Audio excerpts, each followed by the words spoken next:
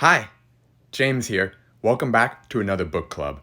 For episode 5 today, we'll be looking at Ikigai, subtitle The Japanese Secret to a Long and Happy Life. Let's jump right into my 5 favorite big ideas. Ikigai is modeled best by those who have lived the longest. They've found their purpose and achieved flow. I couldn't have been more excited when I read about the connection between two of my favorite concepts, especially when it comes to motivation. Combine physical and mental activity, and that sums up our next big idea, a sound mind in a sound body. Empowering yourself from that point gives you buoyant anti-fragility. Then, we'll look at someone who displayed those virtues in his creation of a purpose-centered therapy before wrapping up with a quick look at some food. Those who discover their Ikigai have everything they need for a long and joyful journey through life. However, modern life estranges us more and more from our true nature, making it very easy for us to lead lives lacking in meaning.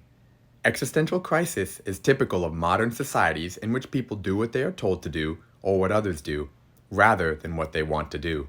They often try to fill the gap between what is expected of them and what they want for themselves with economic power, physical pleasure, or by numbing their senses.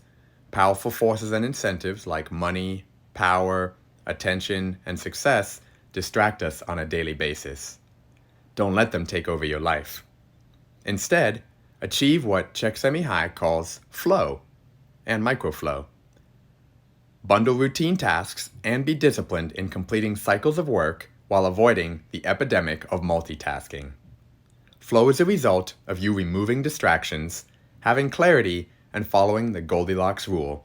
Check out Atomic Habits. Happiness is in the doing, not in the result. Remind yourself, rituals or systems over goals.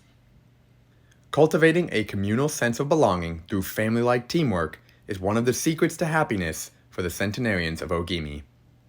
They've truly mastered what I've always found fascinating and admired about collectivistic cultures. Their Ikigai is why they cherish each new day, and the two words that sum up their advice for longevity are tranquility and mindfulness. Our next big idea builds on that, and it's evident by the lack of sedentary lifestyles in Ogimi. Everyone is always active in their vegetable garden, doing yoga, radio taiso, or moving in another way. They know breathing better helps them live longer. Check out breath. Sleep and melatonin are also key anti-aging tools. Being a lifelong learner has revitalizing effects for the brain too. By being exposed to change and presented with new information, the brain creates new neural connections, in contrast to the deterioration from a lack of mental exercise. Too much stress is detrimental, however. Fortunately, a stoic attitude lowers anxiety and stress levels, stabilizes behavior, and can help keep you young. Taking serenity in the face of a setback to the next level gives you anti-fragility or getting stronger, like the Hydra. A study conducted at Yeshiva University found that the people who live the longest have 2 dispositional traits in common: a positive attitude and a high degree of emotional awareness. Buoyancy is the term describing a balance, like a 3-to-1 ratio, between levity and gravity, or having realistic hopes with an awareness and preparedness for obstacles. Check out Barbara Fredrickson's Positivity and Love 2.0. Buoyant anti-fragility describes the longevity mentality and are virtues that resonate with my own identity. I've had many opportunities where obstacles have made me stronger. I have found myself teaching in a different capacity than I had anticipated on several occasions, and each one has brought me new experiences and expertise. In the words of Epictetus, it's not what happens to you, but how you react that matters. Before completing my 3rd interstate move, a challenge of its own, my car was broken into. Losing both sentimental and expensive possessions gave me a fresh start, and I was able to embrace minimalism. The Stoics recommend reflecting on the impermanence of the things around us. This awareness does not have to make us sad. It should help us love the present moment and those who surround us. Seneca recommended practicing negative visualization. What's the worst thing that could happen? In order to be prepared if certain privileges and pleasures were taken from them. To practice, we have to reflect on negative events, but without worrying about them. One proactive, see Stephen Covey's 7 Habits of Highly Effective People, solution is creating redundancies or adding variation. such as multiple sources of income, more than one friend group, or just general contingencies instead of having all your eggs in one basket. The central premise of mindfulness is focusing on the self, noticing our responses, even if they are conditioned by habit, in order to be fully conscious of them. In this way, we connect with the here and now and limit thoughts that tend to spiral out of control. Meditation is a way to train our minds not to get swept up in anger, jealousy, or resentment. Since their inception, one of the objectives of both Buddhism and Stoicism has been to control pleasure, emotions, and desires. Though the philosophies are very different, both aim to curb our ego and control our negative emotions. There is nothing wrong with enjoying life's pleasures as long as they do not take control of your life as you enjoy them. You have to be prepared for those pleasures to disappear. People can be insatiable. The Stoics believe that these kinds of desires and ambitions are not worth pursuing.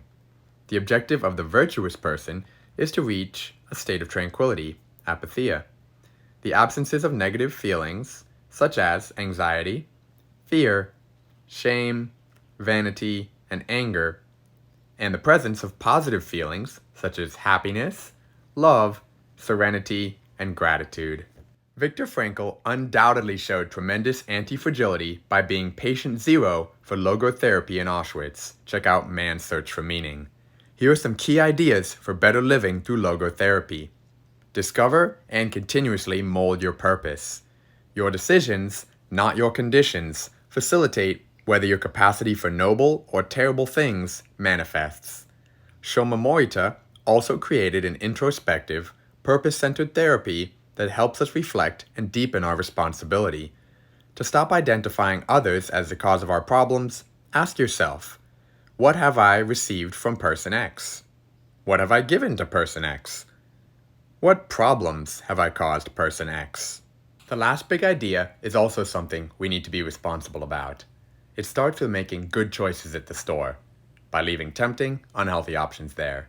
The next step is one example of the 80-20 principle. Check out the book by Richard Koch. If the body consumes enough or too many calories, it gets lethargic and starts to wear down, expending significant energy on digestion alone. If you're interested in living your best life, this book is clearly a great place to start. Or look into the ancient wisdom, Greek equivalent to the Japanese Ikigai, eudaimonia via arete, or flourishing by closing the gap between who you are and who the best version of yourself is. Check out Martin Seligman's work in the positive psychology movement. The virtues coincide, as do the practices of meditation, movement, and action. I enjoyed sharing my 5 favorite big ideas. Which one stood out the most for you? And how can you go from theory to practice to mastery today? Thanks for watching. I look forward to sharing more soon. Make today a masterpiece. P.S. Here's a recommended book list that was mentioned throughout the presentation, as well as various charts and tables from the book itself. Alright, once again, thanks for watching. Remember to like, comment, and subscribe. See you next time.